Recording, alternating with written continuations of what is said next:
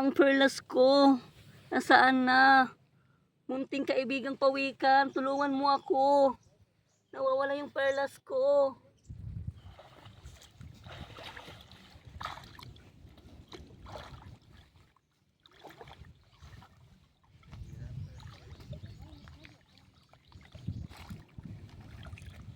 Munting kaibigang pawikan, nasaan ka? Tulungan mo naman ako.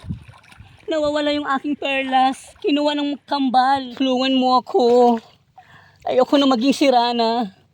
Gusto ko na maging tao. Kasi gusto ko makita si Nico. Mga kaibigang isda. Maawa naman kayo kay Sirana.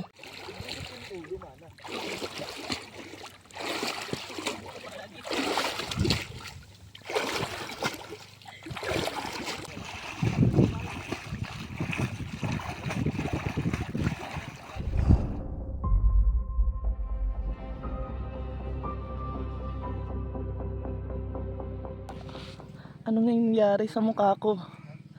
Humanda ka, Sirana. Pagbabayaran mo ang ginawa mo. Maghihiganti ako.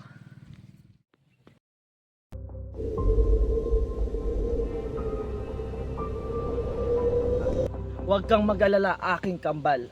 Hawak ko na ang perlas ni Sirana. Mananatili na siya sa karagatan habang buhay.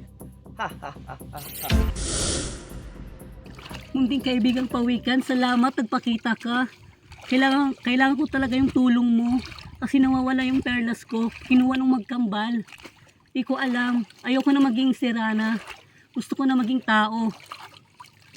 Matutulungan mo ba ako, munting kaibigang pawikan? Sige na, munting kaibigang pawikan. Gawin mo na. Gawin mo ng lahat. Makuha mo lang yung perlas. Kasi ayoko na maging Sirana. Gusto ko na talaga maging tao. Kasi ayoko na nito.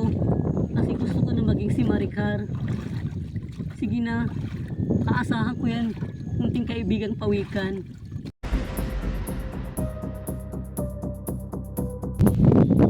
Napakatigas talaga ng ulo mo, Sirana.